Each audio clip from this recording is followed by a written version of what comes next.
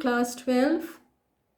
Today we are going to discuss the continuation of the second chapter, Kings, Farmers and Towns. Okay, in the previous video we have done up to the Mahajanapadas and the most important Mahajanapadas, that is the Magad or the Magadha. Okay, and its importance we have finished there.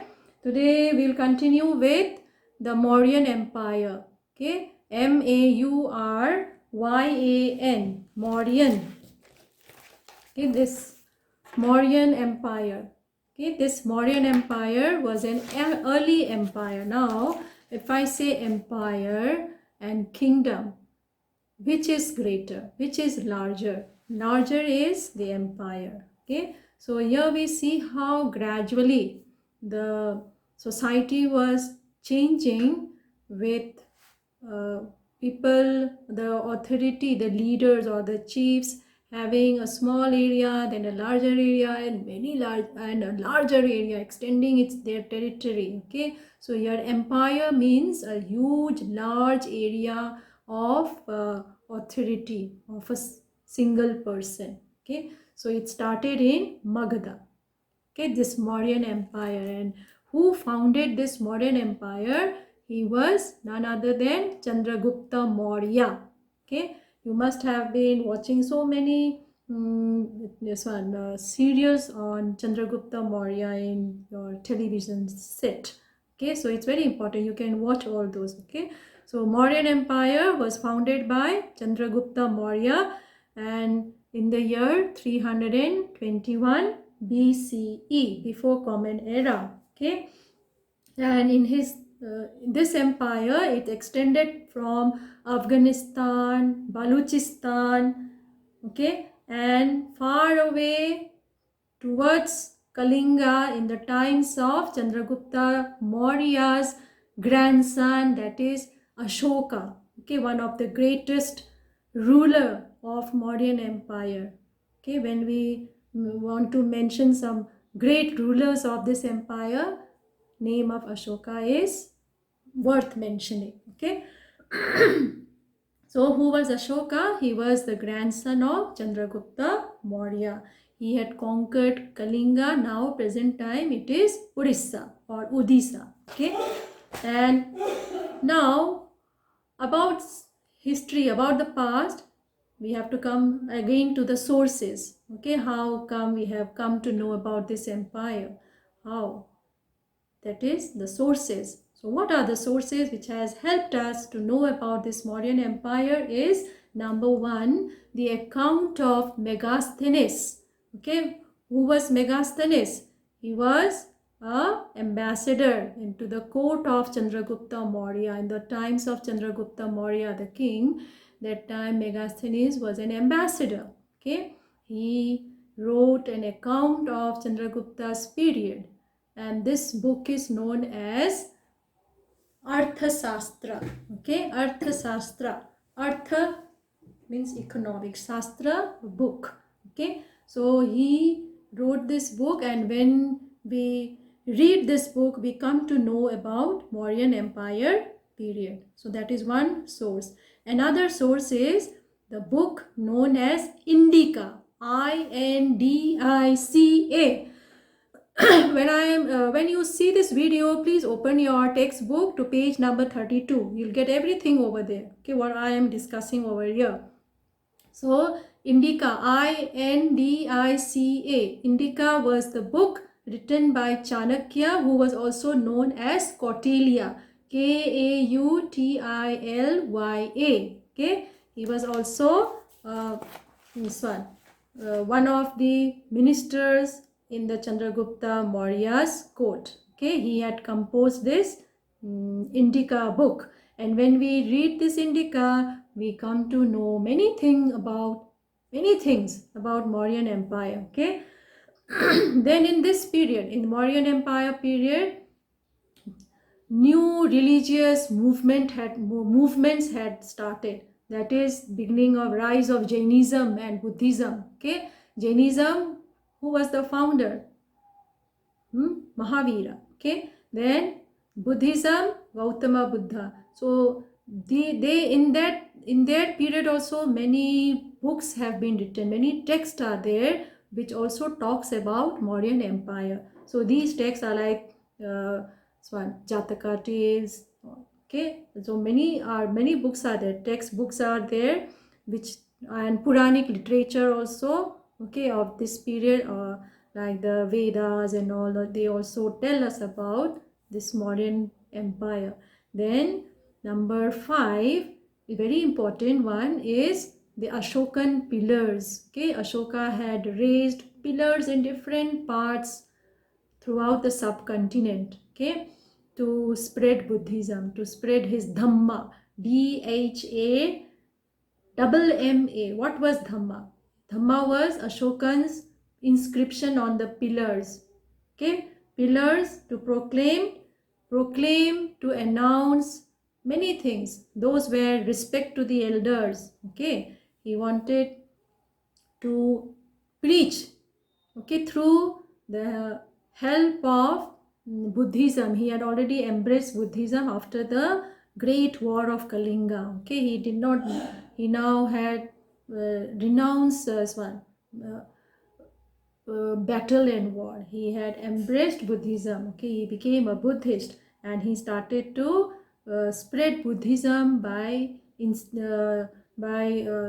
raising out pillars in different places throughout the subcontinent. And on these pillars he used to proclaim and write what? Number 1, respect towards elders.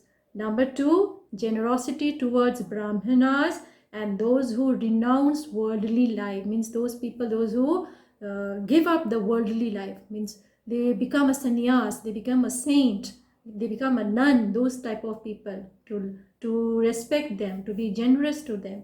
Number 3, treating slaves and servants kindly. Okay, in the pillars he start to write down, okay, that we should treat slaves and servants kindly. Number 4, respect for religions, that is one's religion also and others' religion also. So these were the proclamation he wrote on the pillars with the help of inscription, okay. So these are the sources which help us to know about Mauryan Empire, okay. Now we come to the administration of Mauryan Empire, okay. So empire, it's a very huge empire and it needed good administration to prosper, isn't it? So how were the kings of this period used to administer and govern? Okay, there were 5 major political centers in the empire. The capital of Magad was what? In the last video I told you, before it was Rajgaha, but gradually it changed into Patliputra. Okay, so capital was Patliputra and the other 5 major ones, political centers were Patliputra, Takshila, Ujjaini, Toshali and Survanagari. Okay, so these were the 5 important political centers of Mauryan Empire.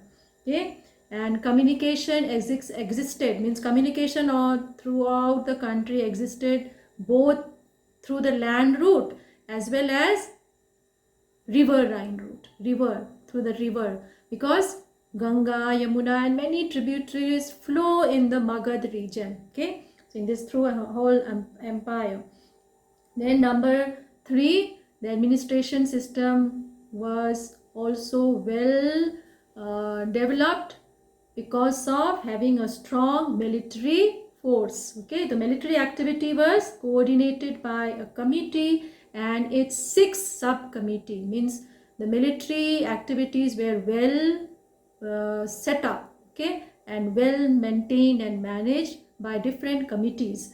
Number 4, in 19th century, the emergence of Mauryan Empire was regarded as a major landmark as India was under colonial rule during that time.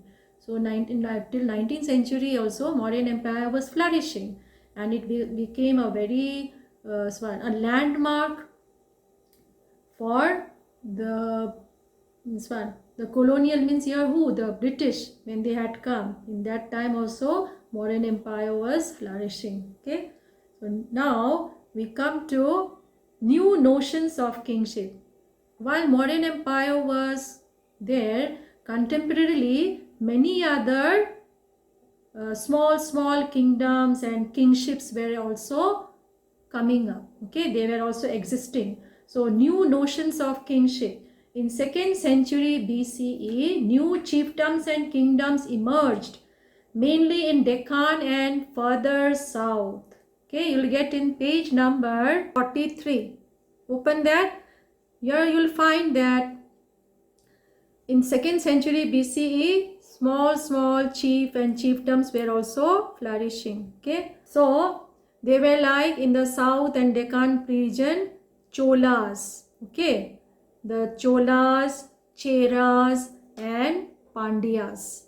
Okay, so small kingdoms were there, not like an empire like Mauryan Empire, but small kingdoms, and they were ruled by small dynasties like Chola dynasty, Chera dynasty, Pandya dynasty down in the Deccan and south region of Indian subcontinent. Okay, and they usually formed a kingdom known as Tamilikam. Okay,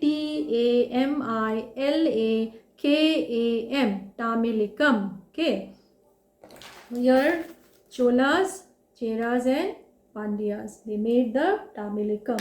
Okay, then further in the western also side, in western part of India also, some other kingdoms also came up. They were known as Satavahanas. Okay, Satavahanas, Satvavahanas. So you'll get in, I'm finding out the page for you. Okay, so that is page number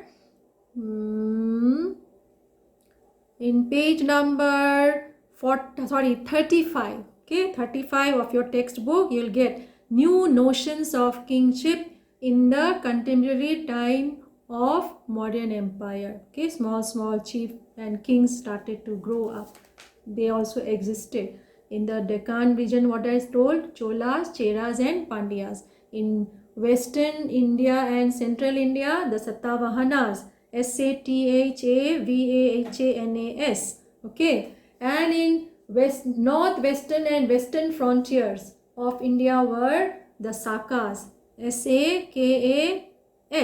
Okay, then there were Kushanas, Kushanas. You'll get in page 36, 4.2, divine kings. They were known as divine kings in Kushanas. Okay, divine means they were the kings were equal to God. Okay, the people, they respected the kings and they gave respect to the kings as their gods. So they were known as divine kings in Kushana times. Okay, in Kushana kingdom. These Kushanas in 1st century BCE, they ruled over a vast kingdom extending from Central Asia to Northwest India. Okay, from Central Asia to Northwest India. They adopted the title Deva Putta. You'll get in the book Deva, Devaputta. Deva Putta. Dev means your God. Putta means son. Son of God. Okay. So that was the title they used to give to their kings in the Kushanas. Okay. And they used to make colossal statues of their kings. By 4th century CE, evidence of larger states including the Gupta Empire. Okay, now in 4th century, okay, 4th century CE means Common Era. Before Common Era has finished now, we are entering in the Common Era. So a new empire emerged, and that was the Gupta Empire. Gupta. Okay, Gupta, Gupta Empire. It emerged, and this empire is famous as a golden age in the history. Okay, Gupta Empire is remembered as the golden age in the history. Okay, so these states were dependent on samanthas. Now Gupta Empire was also ruled by an emperor, and this empire was founded by Sri Gupta, King Sri Gupta. Okay, he founded the Gupta Empire, and these kings, they were mainly supported by rich people, wealthy people, landlords, and they were known as samanthas. Okay, without samanthas, the king or the emperor couldn't do anything. Okay, so samanthas, they had a very important place in Gupta Empire, and they provided military support to the king also. Okay, these samanthas, they were very powerful. They had their land resource also and military resource also. They used to supply soldiers to the king in the times of war or battle. Okay, and about this period, about this Gupta Empire, how we have come to know. There is the source, the main one is the Allahabad pillar.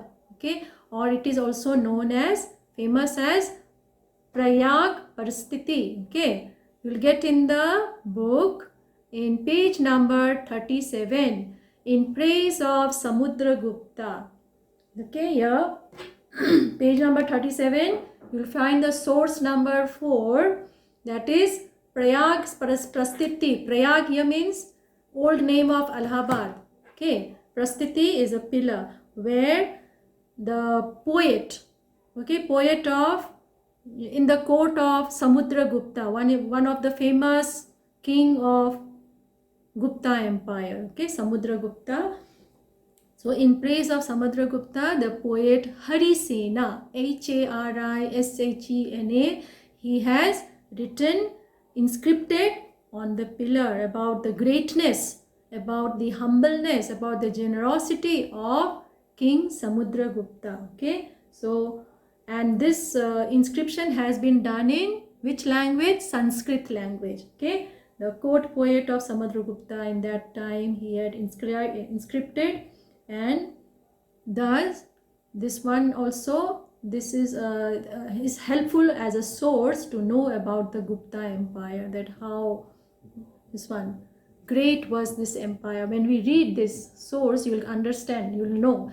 See, he says here, the poet, he says about Samudragupta, he was without an antagonist on earth. Means antagonist, no comparison is there. Okay, no, you cannot compare Samudragupta with any of the kings of this world, he says. By the overflowing of the multitude of his many good qualities, adorned by hundreds of good actions, has wiped off the fame of other kings with the soles of his feet. Means he is so great with good qualities that nobody can be compared to him. Okay, he is Purusa, the supreme being, they say, he says. Okay, being the cause of the prosperity of the good and the destruction of the bad. He is incomprehensible. He is one whose tender heart can be captured only by devotion and humility. He is possessed of compassion. He is the giver of many hundred thousands of cows. Means here he is talking about how generous he is. Okay, he is giving hundred thousands of cows. Mind has received ceremonial initiations for the uplift of the miserable, the poor, the forlorn, and the suffering. Means how generous, how kind he is, and how he is thinking about the poor, the needy. Okay, he is resplendent and embodied kindness to mankind. He is equal to the gods. So now you see that how Harisena, the poet, is equalizing Samudragupta to God. Okay, he is equalizing him to Kubera. Kubera is god of wealth. In Veda you find Kubera as the god of wealth. He also compares him with Varuna, the god of the ocean, Indra, the god of the rains, and Yama, the god of death. Means he is equal to every god on this earth. So how Harisena has praised Samudragupta. Okay, so from this writing, from this inscription also, we come to know about the Gupta Empire period. Okay, so today for this video session, I'll end up here, and as you watch the videos, please try to write down the questions and answers, and I will be sending the notes through the school app. Okay, so today I end up here. Thank you. Stay home, stay safe. Do it for self. Do it for your family. Do it for India. Let's break the chain of COVID-19. हम होंगे कामयाब, जय हिंद। हम होंगे कामयाब, जय हिंद। हम होंगे कामयाब, जय हिंद।